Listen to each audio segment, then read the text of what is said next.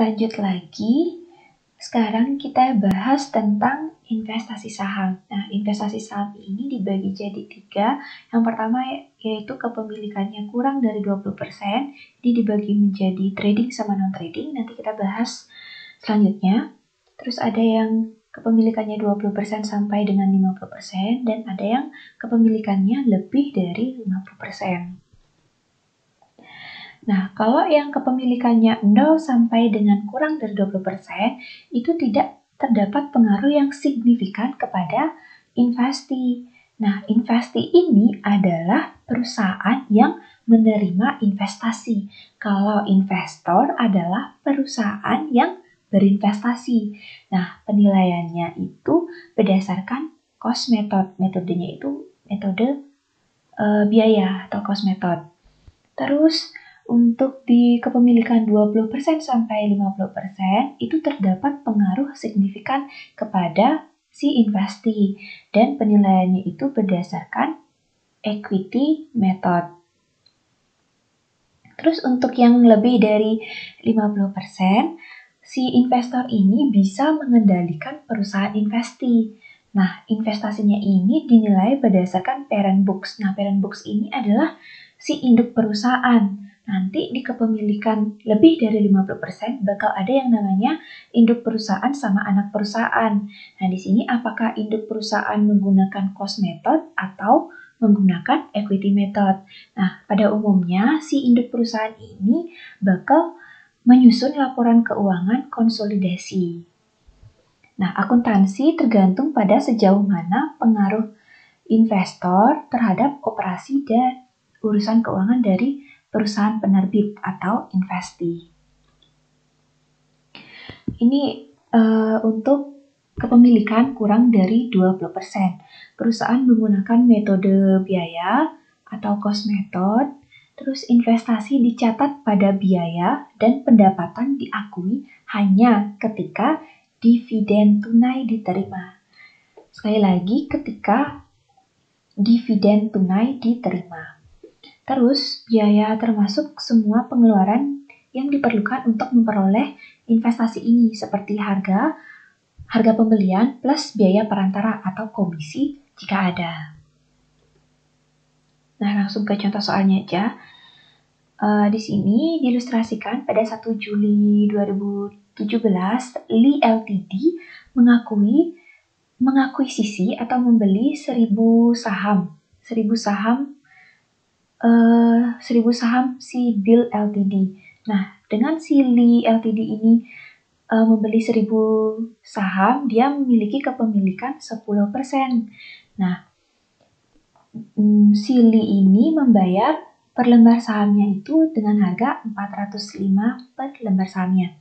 Nah, jurnal untuk pembeliannya yaitu share investment, karena di sini kan investasi saham, berarti akunnya itu share investment sebesar 405.000. 405.000 itu kita dapat dari 1000 saham dikali dengan harga per lembarnya, yaitu 405, sama dengan 405.000. Nah, selanjutnya yaitu untuk mencatat dividen.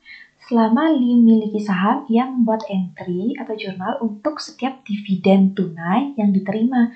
Jika Li menerima dividen 20 per lembar saham pada tanggal 31 Desember, jurnalnya adalah, kan karena mendapatkan dividen tunai nih, berarti cash kita di debit sebesar 20.000, dividen revenue sebesar 20.000. Nah, 20.000 itu dari mana sih? Nah, tadi kita kan memiliki 1000 lembar saham, berarti 1000 dikali dengan, di sini dividen tunai yang diberikan adalah 20 per lembar sahamnya, dikali 20 sama dengan 20.000. Terus di sini si Li menjual sahamnya. Nah, si Li menerima hasil bersih sebesar 395.000 atas penjualan saham Bill pada 10 Februari 2018. Karena biaya perolehan sahamnya 405.000, Lee mengalami kerugian 10.000. Jadi jurnalnya itu cash. Nah, kita kan menjual saham yang kita miliki, kita menjual share investment kita dengan harga 395.000. Sedangkan harga perolehan share investment kita di awal itu kan 405.000. Tapi pas kita jual cuma dapat cash 395.000 nih. Berarti kita loss kan? Loss sebesar selisihnya, yaitu 10.000. Jadi jurnalnya cash di debit 395.000, loss on sale of share investment 10.000 di debit, on share investment di kredit sebesar 405.000. Nah, terus ini ada contoh soal lagi. Pada tanggal 18 Mei 2017, Rojin Ltd mengakuisisi 5% dari 400.000 saham biasa Stillwater. Nah, dengan total biaya 60 per sahamnya. Terus tanggal 30 Agustus, Stillwater mengumumkan dan bayar dividen. Ini kita buat dulu jurnal untuk mengakuisisi 5% dari 400.000 saham. Berarti di sini kan si Rojin ini membeli saham dari Stillwater. Jadi jurnalnya itu share investment kita bertambah, ya di debit. Caranya 400.000 dikalikan dengan 5% karena kita hanya mengakuisisi sebesar 5%, dikalikan dengan harga per lembar sahamnya yaitu 60. Dapatnya itu 1.200.000. Terus cash kita kan berkurang karena kita beli saham, itu berkurang sebesar 1.200.000 juga. Terus kita baca lagi. Tanggal 30 Agustus, Stillwater mengumumkan dan membayar dividen sebesar 750.000. Nah, berarti kita kan mendapatkan cash karena dibagikannya dividen tunai. Berarti cash kita bertambah sebesar 37.500 dan dividen revenue kita bertambah 37.500. Itu didapat dari 750.000 dikali dengan persentase kepemilikan kita di perusahaan Stillwater tadi. Jadi dapatnya 37.500. Nah, baca lagi, pada tanggal 31 Desember, Stillwater melaporkan laba bersih sebesar 2.440.000 untuk tahun tersebut. Nah, kalau di kepemilikan saham kurang dari 20% kan itu metodenya itu kan cost method. Nah, kalau di cost method itu kita tidak boleh mencatat ketika si perusahaan investee melaporkan laba bersihnya, gitu. Jadi kalau misalnya di equity method, itu baru kita boleh mencatat atau menjurnal ketika si perusahaan investee melaporkan laba bersihnya. Kalau di cost method itu nggak boleh mencatat laba bersih si investee. Nah, di sini akuntansi untuk investasi saham kepemilikannya 20% sampai 50%.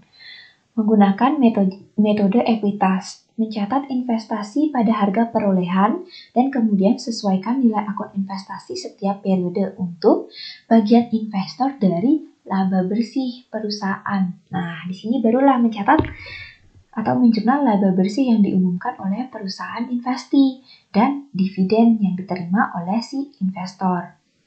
Nah, jika bagian investor dari kerugian investee melebihi jumlah tercatat investasi, investor biasanya harus menghentikan penerapan metode ekuitas. Nah, kalau di metode ekuitas ini, jika si perusahaan investee melaporkan laba bersih, berarti kan share investment kita itu bertambah. Sedangkan kalau si perusahaan investee melaporkan kerugian, berarti share investment kita itu berkurang. Nah, kalau share investment kita atau kerugian dari yang kita tanggung itu melebihi jumlah investasi yang tercatat pada kita, berarti kita harus menghentikan penerapan metode ekuitas tersebut. Sekarang ke contoh soal kepemilikan saham 20% sampai dengan 50%. Nah, Millard PLC adalah perusahaan investor nih. Dia mengakuisisi 30% saham biasa Back PLC seharga 120.000. Jadi harga perolehannya itu adalah 120.000 pada tanggal 1 Januari 2017. Jadi jurnal di 1 Januari 2017 yaitu share investment on cash sebesar harga perolehan yaitu 120.000. Lalu selama tahun 2017, Back ini adalah perusahaan investi, dia melaporkan laba bersih 100.000 dan membagikan dividen 40.000. Nah, untuk menjurnal laporan laba bersih ini, si Millard harus mencatat share investment on revenue from share investment. Nah, kalau si perusahaan investi melaporkan laba bersih, itu akan menambah share investment kita. Nah, jadi share investment-nya bertambah, dia di debit sebesar berapa?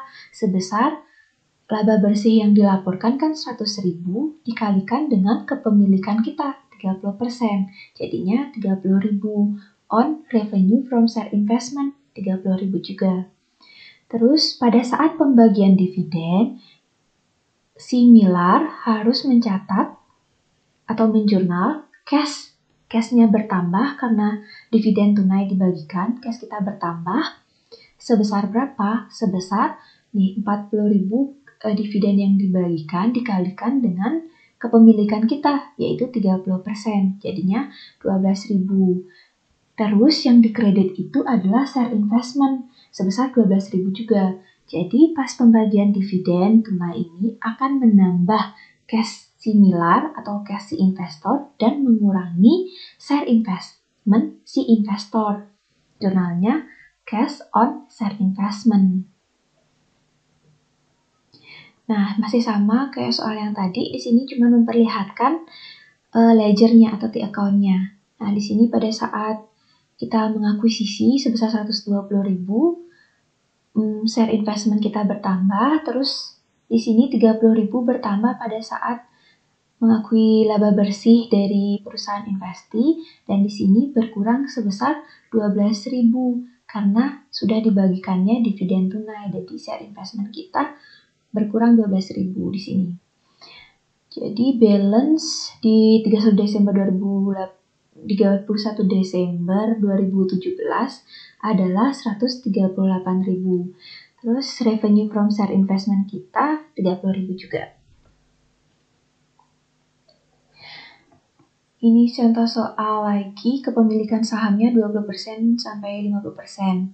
Pada tanggal 1 Januari 2017, Nimbus Ltd memperoleh pengaruh signifikan atas North Sales dengan membeli 40% dari 60.000 saham biasa North Sales yang beredar dengan biaya 120 per sahamnya. Jadi, share investment kita bakal bertambah, jurnalnya share investment on cash. Sebesar berapa? Nah, 60.000 itu kan saham biasa yang dimiliki oleh North Sale. Kita membelinya cuma 40%, kepemilikan kita 40%. Nah, harga per lembarnya itu 120 dolar. Jadi, share investment kita bertambah sebesar 2.880.000 dan cash kita berkurang 2.880.000 juga. Selanjutnya, pada 15 April, North Sale mengumumkan dan membayar dividen tunai 450. Ini maksudnya 450.000 ya.